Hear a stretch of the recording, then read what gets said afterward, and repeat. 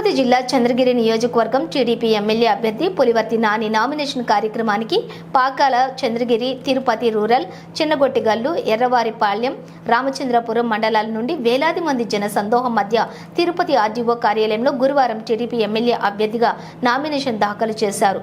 ఈ కార్యక్రమంలో మహిళలు, యువత అధిక సంఖ్యలో పాల్గొని తమ మద్దతును తెలిపారు. ముందుగా చంద్రగిరి నాగాలమ్మ ఆలయంలో ప్రత్యేక పూజలు నిర్వహించిన పులివర్తి నాని కుటుంబ సభ్యులు అనంతరం శ్రీ మూలస్థాన ఎల్లమ్మ అమ్మవారి ఆలయంలో ప్రత్యేక పూజలు నిర్వహించారు.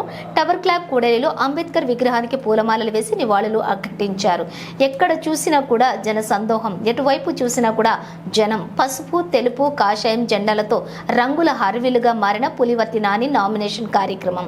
ఈ కార్యక్రమంలోని కార్యకర్తల్లో నూతన ఉత్సాహం, విజయోత్సవ ర్యాలీలో మేళతాళాలు, డప్పు వాయిద్యాల మధ్య పులివర్తి నాని నామినేషన్ పర్వం కొనసాగింది.